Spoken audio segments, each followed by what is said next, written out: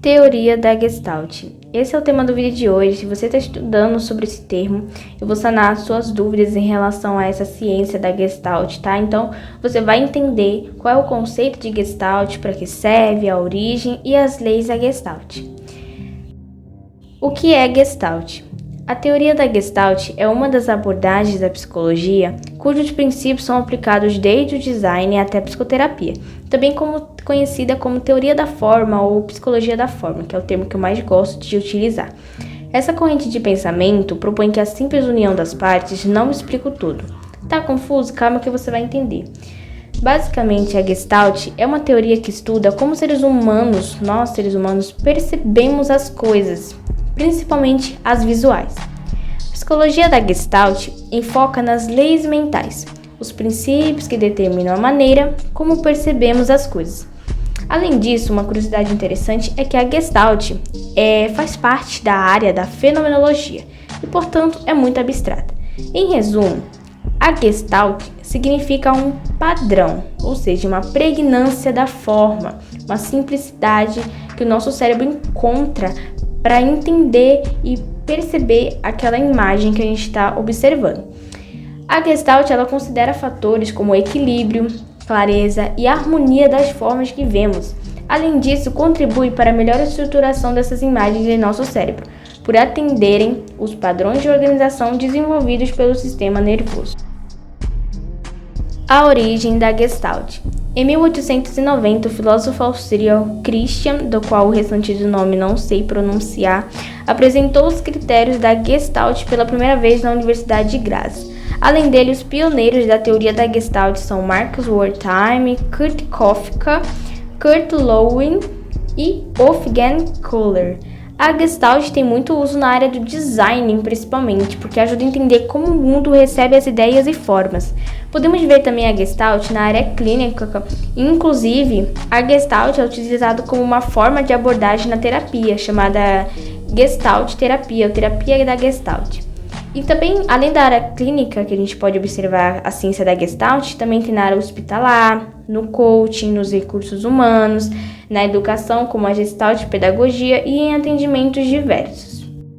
Até agora você entendeu o conceito de Gestalt, para que serve, as áreas que ela é utilizada, como que surgiu essa teoria. Então agora você vai entender os princípios da Gestalt. Os princípios da Gestalt são 8: a semelhança, proximidade, continuidade, pregnância, fechamento, unidade, unificação e segregação. Agora vamos entender cada uma delas. Primeiramente, vamos falar sobre a lei da semelhança.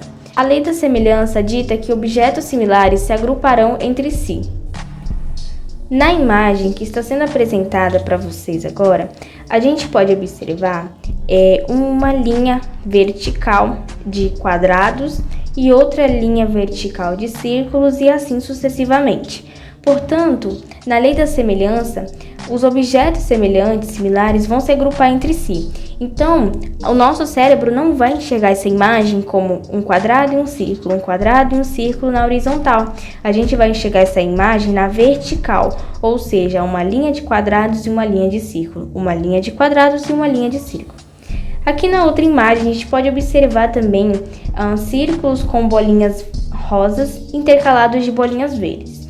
Então, o que a gente vai fazer? A gente vai colocar a semelhança dos objetos para uma melhor compreensão.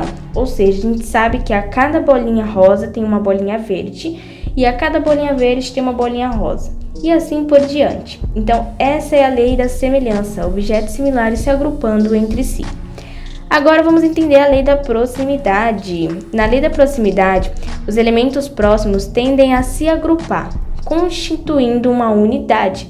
Estes elementos que você está vendo na tela vão se agrupar os mais próximos entre si, que é a lei da proximidade. Então a gente não vai enxergar isso como um todo, porque para o nosso cérebro é difícil interpretar essas imagens como um conjunto de 16 quadrados. Então o nosso cérebro vai agrupar em unidades. Por exemplo, a primeira unidade são 4 quadrados juntos. Então, quanto mais próximos possíveis, mais podemos ver a lei da proximidade. Então, a gente vai entender como um grupo de 4 quadrados, outro grupo de 6, outro de 3 e outro de 3.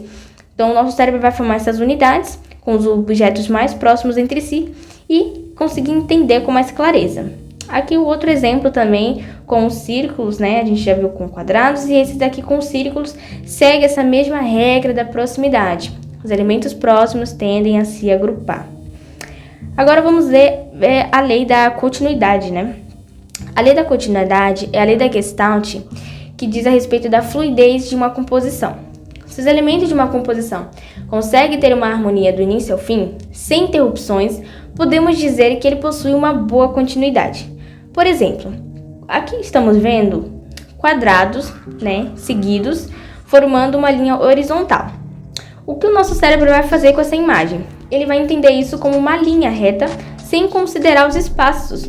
Então aqui a gente vai observar uma continuidade, ou seja, uma linha, independentemente se os quadrados estão um pouco separados entre si. Nosso cérebro vai preencher esses espaços, vamos se dizer, né?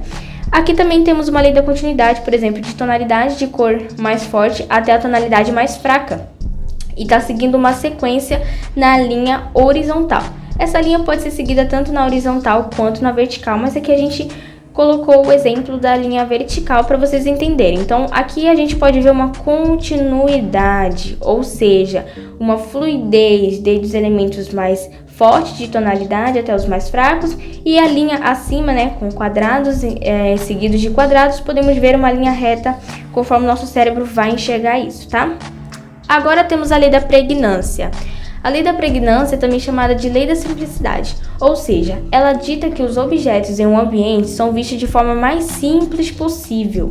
Dessa forma, quanto mais simples, mais facilmente é assimilada. Como, por exemplo, essa imagem que você está vendo. A imagem mais simples são vários círculos, em vez de uma forma complexa. Então, ao invés de a gente enxergar essa forma como na segunda imagem, complexa, com círculos todo fechado, a gente vai costumar enxergar de uma forma mais simples, ou seja, 5 círculos próximos de si, né? Então a gente vai enxergar sempre de uma forma mais simples, porque costumamos dizer que o nosso cérebro é, entre aspas, preguiçoso, né? Que a gente tenta sempre enxergar com mais facilidade as coisas e não coisas complexas, porque isso gera um desconforto no nosso cérebro. Outra lei da pregnância, por exemplo, aqui na grafia, né? A grafia com mais complexidade, né? Mais difícil de compreensão, nosso cérebro costuma sentir um certo, na verdade, desagrado. Então, quanto mais simples a forma da grafia, por exemplo, mais fácil e mais prazeroso o nosso cérebro tem de interpretar essa imagem. Outro exemplo também que temos aqui é o símbolo da Nike. Aqui a gente pode ver um símbolo bem simples, né? Uma simplicidade no símbolo que faz com que a gente entenda com mais clareza. Além disso, uma outra lei que a gente pode observar aqui é da continuidade também, que faz total sentido que a marca apresenta, né? É uma marca de tênis, mais precisamente. É marca de tênis também, então apresenta uma continuidade, né? Então isso faz todo sentido com a marca. Agora vamos ver a lei do fechamento, né? A lei do fechamento é a lei da Gestalt que faz com que o nosso cérebro produza contornos que não existem. Por isso, chamamos de fechamento sensorial da forma. Sendo assim, os elementos estão agrupados se eles parecem se completar. Ou seja, nossa mente vai ver um objeto completo mesmo que não há um. Por exemplo, nessa imagem. Aqui temos o contorno de algumas linhas que na nossa mente vai ser enxergado como um quadrado. Então, aqui a gente vai conseguir preencher um espaço que não está, né, que está vago. Então, essas linhas estão formando um quadrado e a gente vai enxergar ele completo. A gente vai preencher até formar esse quadrado. Outro slogan, que é da Carrefour, que eu acho muito interessante, né? A gente consegue ver a letra C com o fundo. Ou a gente consegue ver uma imagem mais complexa. Só que como o nosso cérebro quer a forma mais simples possível, a gente vai observar uma letra C. A gente vai pegar esse espaço em branco e vai completar para formar uma forma que faça mais sentido para o nosso cérebro. Outro exemplo que temos aqui é essa imagem com várias pontinhas, assim, pontos assim pretos, né? E a gente vai completar essa imagem até enxergar um cachorro. A gente consegue enxergar um cachorro, consegue completar esse espaço em branco e formar uma imagem no nosso cérebro. Essa é a lei do fechamento, entendeu? Então, a gente vai basicamente fechar algo, produzir contornos que não existem, como aqui na imagem, até formar uma imagem mais fácil para o nosso cérebro entender. Agora vamos entender a lei da unidade. Na lei da unidade, mesmo uma imagem abstrata pode ser entendida pela mente humana, pois a gente vai preencher os espaços vazios instintivamente, como por exemplo essa logotipo da WWF e do Johnny Walker, ou seja, um homem caminhando com o urso panda e um urso panda aqui do lado, né? Então a gente vai preencher esses contornos, a gente vai, nessa lei da unidade, a gente vai preencher esses espaços vazios instintivamente para formar uma imagem, entende? Então aqui temos um espaço vazio, mas a gente consegue enxergar que é um panda e a gente consegue enxergar que é um homem andando. Então é basicamente isso a lei da unidade. A gente vai preencher espaços vazios instintivamente até formar uma imagem. Agora vamos à lei da unificação. Na lei da unificação, um objeto formado por várias unidades pode ser harmoniosamente simétrico ou não. Isso ocorre quando temos um peso igual de pregnância, proximidade, unidade e semelhança. Então aqui vocês podem até observar que em cada uma dos designs pode ser utilizado mais de uma lei, por exemplo. Então aqui a gente pode observar nesse objeto que tem formas diferentes, na verdade, só que apresentam uma harmonia. Então, a unificação ela pode ser definida pela igualdade ou equilíbrio de estímulos em todos os elementos de uma determinada composição.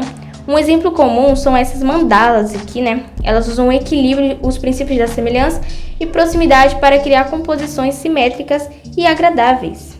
A gente pode ver pelo primeiro exemplo aqui que não tem uma simetria, mas tem uma harmoniosidade, ou seja, mesmo que tenha estruturas diferentes, tá algo harmonioso para o nosso cérebro. O mesmo pode ser no segundo exemplo. No segundo exemplo, temos já uma simetria, né, de quadrados, tudo certinho, e isso aqui pode demonstrar que a lei da unificação, né, eles são simétricos e apresentam harmoniosidade, e o terceiro também segue esse mesmo princípio. Aqui podemos ver também a roda da bicicleta, né? A roda da bicicleta, ela tem estruturas complexas, entretanto, harmoniosas. Então, a gente consegue ver uma estrutura complexa, mas agradável aos nossos olhos. Agora, vamos entender a última lei, que é a lei da segregação, né? A lei da segregação trata sobre a capacidade que o nosso cérebro tem de diferenciar ou evidenciar objetos ainda que sobrepostos. Isso se deve à variação de forma estética que um elemento tem em comparação com o outro. Desse modo, os estímulos visuais de cada unidade também são diferentes. A segregação ocorre de várias maneiras, por pontos, linhas, planos, volumes, sombras, brilhos, texturas, dentre outras formas. Aqui a gente pode observar a lei da segregação por tons, né? Por brilho. Aqui a gente tem um contraste mais alto, como o primeiro quadradinho com o círculo no meio, e prosseguindo até o contraste mais baixo. Aqui a gente pode ver também a lei da continuidade, que a gente tinha visto no exemplo passado, né? Em que tem uma continuidade, uma sequência da tonalidade ou contraste mais alto até o contraste mais baixo. Então aqui temos duas leis que podem ser aplicadas aqui. Então aqui a gente vai conseguir diferenciar o elemento com o contraste mais fraco e com o contraste mais alto. O mesmo exemplo pode ser aplicado nesses quadrados. A gente pode ver que no primeiro exemplo, o círculo do meio, ele tem um contraste, mas não é um contraste tão forte assim, que faça com que a gente diferencie de forma mais nítida. Mas no segundo exemplo, a gente pode diferenciar melhor, porque o azul está tendo um contraste em relação aos outros círculos vermelhos. Então aqui, eu vou deixar para vocês agora a imagem, para vocês tirarem print sobre as leis que eu falei para você, de uma forma mais exemplificada assim ao todo, né? Aqui na palavra Gestalt, a gente pode ver todas as leis que aprendemos nesse vídeo, a lei da pregnância, né? Temos a lei do fechamento, da lei da proximidade, continuidade, semelhança, segregação, unidades e unificação. Então, como você já entendeu cada uma dessas leis, agora você vai colocá-las em práticas nessa imagem e analisarem. Caso vocês tenham qualquer dúvida em relação às leis, vocês podem voltar o vídeo e verem essa imagem para tentar entender ela de fato. Eu posso gravar um vídeo falando sobre essa imagem em específico para vocês entenderem mais aprofundadamente, mas eu deixo essa tarefa para vocês fazerem sozinhos, para ver se vocês conseguem, se vocês realmente conseguiram entender. Vai ser até um teste para vocês fixarem melhor o conteúdo, enfim. Então, só para finalizar, no design é sempre bom estar atento aos contrastes de elementos, pois o contraste vai permitir uma melhor leitura visual e entendimento do fluxo da mensagem pelo público. Esse foi o vídeo de hoje. Não se esqueçam de se inscrever no canal, ativar as notificações, deixar o like no vídeo e me seguir nas redes sociais que estão na descrição. Qualquer dúvida aí, deixe nos comentários e eu te vejo no próximo vídeo. Até a próxima!